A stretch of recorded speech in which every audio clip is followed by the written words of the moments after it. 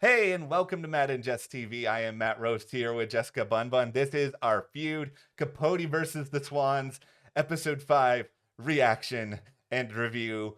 Let's get divisive, everybody. Oh boy, man. I've seen some of the fights going on social media and a lot of the comments about this episode. Man, there's a lot of people in a couple different camps thinking some different things about this episode. There's always, in life, this whole debate about style versus substance. And I think we can Mhm. say stylistically, this episode is fantastic. Like visually, it's stunning. I think Chris Chalk, who they cast to play James Baldwin, I think he is brilliant. But Yes. the substance of this episode, it's problematic. Like there are a lot of issues, I think, in terms of how James Baldwin is presented, the messages they're trying to get across, how Mhm. much of this substance was really important. And historical accuracy is kind of a difficult thing with this show because, Mhm. yes, this is based on true events. They are going to have license to make some things up here and there, but Yes. to what extent are you willing to buy into that? Like, how much of that is okay? Like, there's just a lot of things to piece together. And that being said, we've had a couple comments about what actually happens in life and what's happened, in the book Answered Prayers. We haven't read the book and we don't know what's going to happen. And there are some other people here that are kind of like on the same journey as us, where we're like, bright eyes. We don't know what's Yeah. happening. We're here for the journey.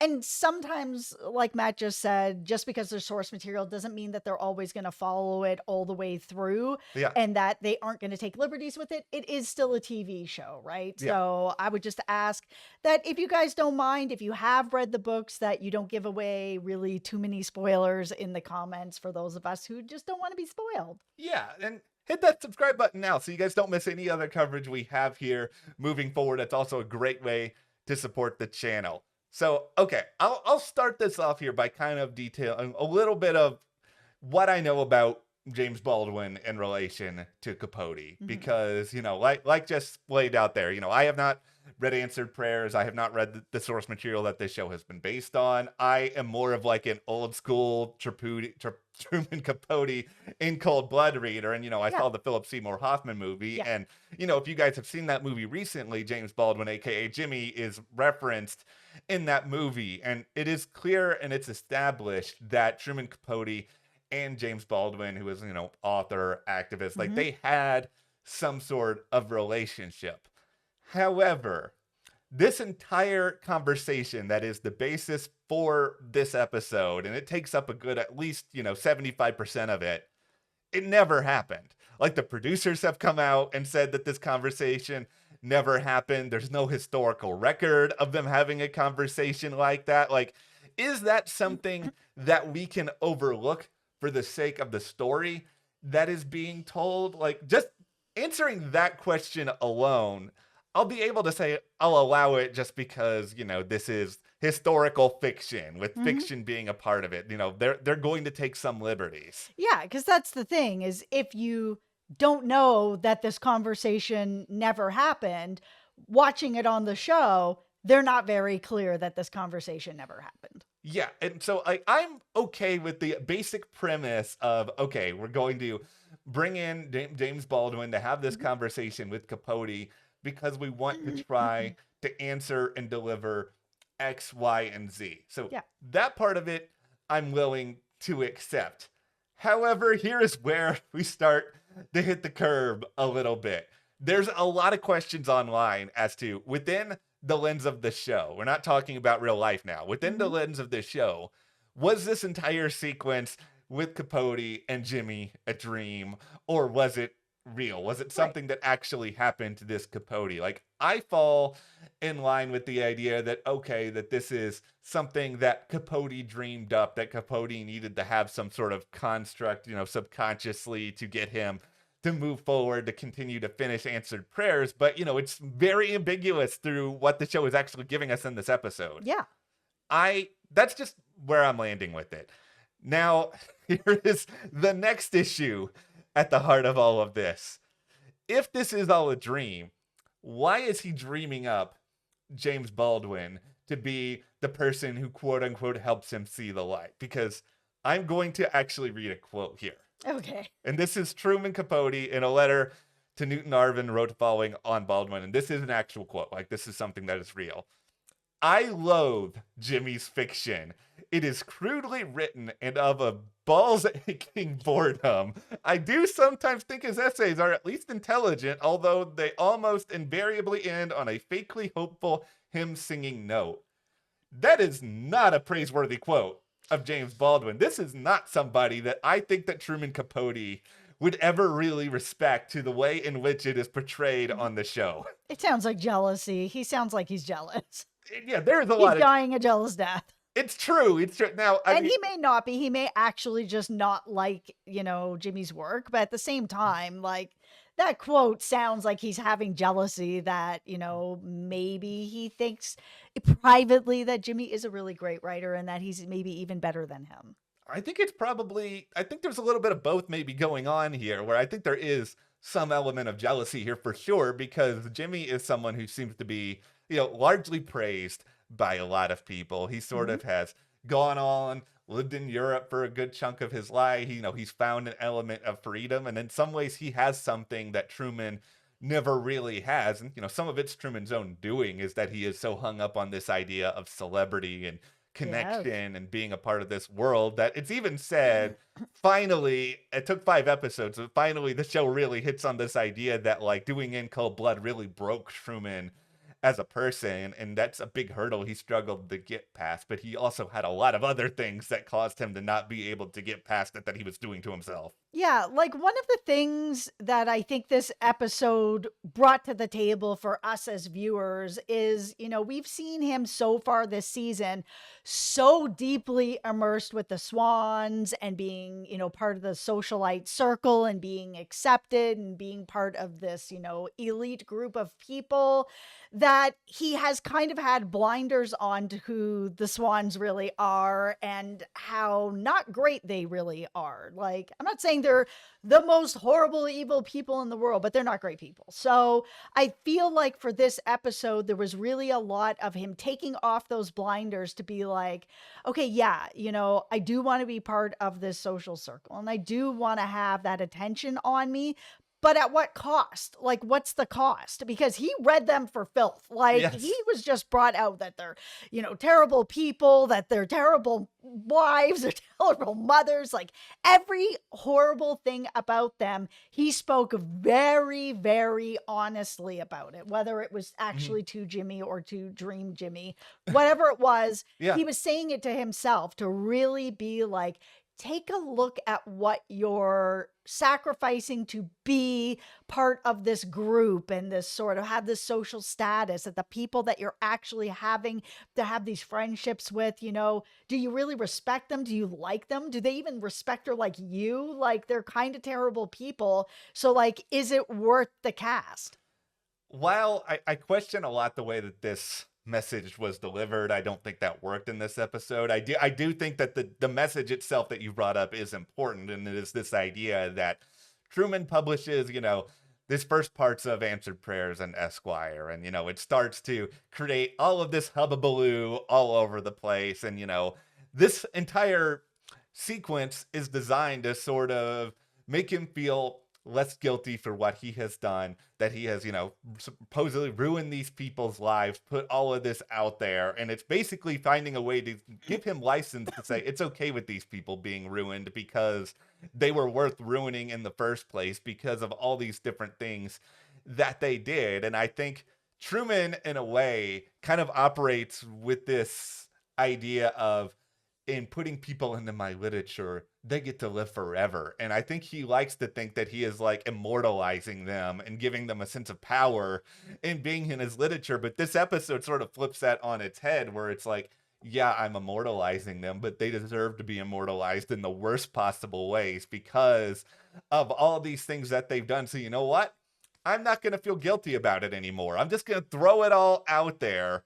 Yeah, it's been really interesting watching him throughout this series, justify what he's done, because the reasoning behind it has changed over and over and over again. Even in this episode, he was just like, oh, I wasn't actually attacking my swans. Yeah. I was attacking their husbands. It was about the men. It wasn't about them. Like, I'm sorry that they got hurt, but really I was just exposing their husbands. It's just like, okay, what's the truth? What are you really doing this for? And I think he's still trying to figure that out. And I think he probably continues to juggle that for the rest of his life. And once again, another issue with what makes this episode so problematic to me is just that they present a lot of it as that this is the big defining turning point for Truman, where Truman is going to not feel guilty about what he's doing anymore. And he's going to get to work, but he never finishes answered prayers. He never gets all of this out there. So they sort of created this idea of, okay, this is where everything is going to go,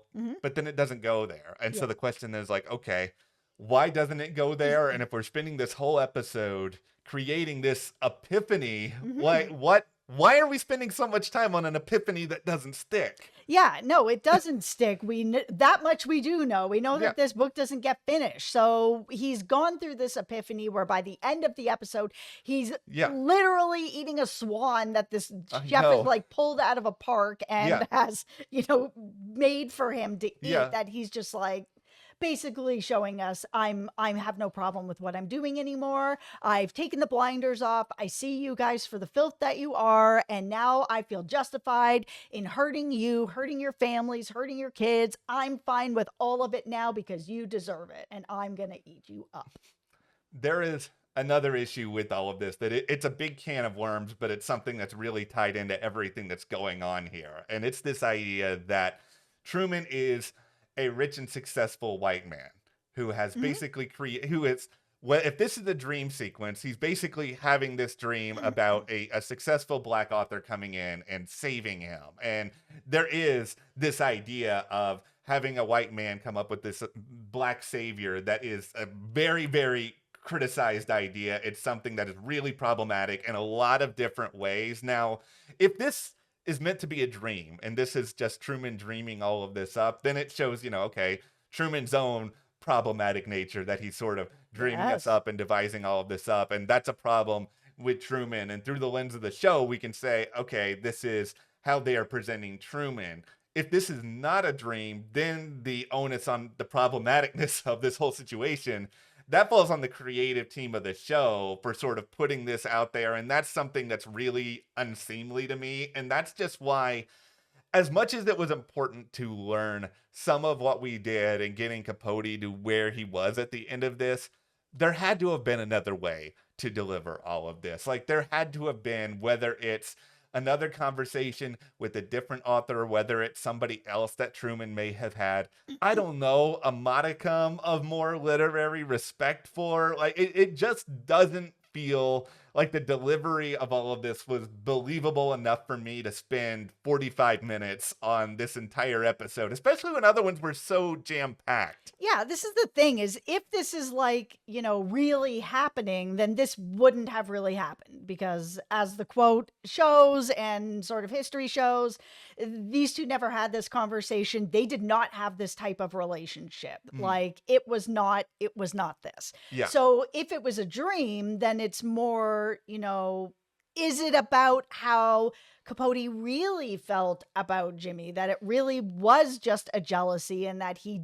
did actually respect him? I mean, there was a little bit in there where it was kind of like, I know you don't like my writing or whatever. Yeah. And he's kind of like, oh, I didn't, they're just criticisms, whatever. It's not really anything, sort of thing. But they really made it feel like, Capote's kind of like, why didn't we ever date? Why wasn't there more of a relationship with us? And it's like, okay, well, if this is real life, that definitely wouldn't have happened, because Capote was like swimming in his own jealousy over him. Yeah, and it just really, it tackles some interesting issues. And like we said at the start, stylistically, this is very well done, but it's also just not a great story choice for a show that is only, so many episodes long here, where the title is Capote versus the Swans.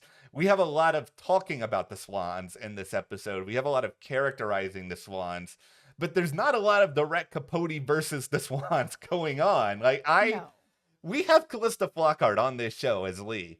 We have barely seen her through 5 episodes. And it's just like the way that this show is hyped up, I don't think they're delivering on that enough. Like, I think we need to sort of see how the Swans are moving, because if they are actually trying to destroy Truman, and Truman's said in this episode, he said it before, that he thinks the Swans are out to kill him or destroy him. And of course he's being over dramatic because that's who Truman Capote is, but they are out to destroy his reputation and ruin him in some ways. I just want to see more of that direct action rather than kind of listening to long conversations about it that aren't necessarily pushing the plot forward. A lot of this, at least this episode, but more so this whole show, has been more about Capote than it has been about the Swans. I had never heard of the Swans or what was going on. So going into this, I was like, okay, well, I'm going to sort of learn more about them and what they're going through. And all I've really kind of learned about is their scandals through Capote's sort of storytelling and what's been going on. Like, it's all through his lens. And Yeah. so it's less about Capote versus the Swans and more like Capote is taking on the Swans, but the Swans are kind of still his story. It's all him and it's all his story. I think the larger question that I'm really left with after this episode, and really a lot of the season in general, is what are we supposed to think about these people at the end of all of this? Like, are we supposed to come out of this and just being like, man, what a bunch of terrible people? Because I don't They think are a bunch of terrible people. Yeah, Capote has been set up on this show to be just like, a really awful, self-serving person. And, he's a great writer, and I will never take away the talent that Capote has as a writer. But even in watching, the movie Capote, or some of the things I knew about him through In Cold Blood, like there was a certain element of humanity there with him that I think has been lost in this show. And that may be because Capote himself has lost a lot of that humanity. It's just, I have a hard time looking at a lot of these characters and being like, how can I relate to you? Is there any way I can root for you? It's a weird experience watching something where you're not even really rooting for any of the characters. And this isn't the first show that I think we have found ourselves in this place. No, we just covered Succession. Yeah. I mean, Succession is filled with everybody is the absolute worst. Everybody's terrible, but I was still like, okay, there's still a compelling story here. Yeah. Maybe I don't root for people because everybody's awful, but the story is still really compelling. And I mean, there's a lot of that happening here too. I'm not rooting for anybody. Like, everybody is filth, but at the same time, the story is compelling. Yeah, I just think they have to find a way to either sharpen the satire, give us a little bit more vulnerability with one or two characters moving into these final episodes, because I also do want to see how the Swans move forward after everything happens with Capote at the end of this. Like, we know that Capote doesn't, live too much longer from where we are in the show. Like, he dies in the mid-'80s. And some of the Swans do live past that. And I want to kind of dive a little bit more into all of that. Like, yeah, I'm really hoping that the next episode is going to be way more focused on the Swans and how they're really dealing with this. And with all of this, here is a message to the creative team of Feud Capote versus the Swans. Oh my God. All right. I'm putting my hard hat on. Let's go. I know you guys have already made the show, but let's pretend like you didn't. You have already shown us how good you are. You have already shown us that you can direct the heck. Gus Van Sant. I mean, nobody's going to argue that Gus Van Sant is like a good director. He's amazing, but it's amazing. Like, you guys have already flexed all your muscles. You've already shown us, okay, we know you guys can be creative, can think outside the box. Let's focus on the story now. Yeah. Like, let's focus on what you really set this show up to be, as opposed to look at this like artsy thing that we have done to show you that we're willing to take risks. Like, I admire that, but not all risks are about the land. And beyond all of that, like, there was still a conceit to this show you guys do have to pay off. Yeah, they need to land the line that they're casting. Well, that's what we got on Feud Capote versus the Swans episode 5. We will see where things go from here. There's not like a ton left, but be sure to hit that subscribe button. Click that box right there to watch our most recent review. Also, thank you to our patrons. You can check out the link in the description to join our Patreon and get some exclusive content. We'll see you guys here next time.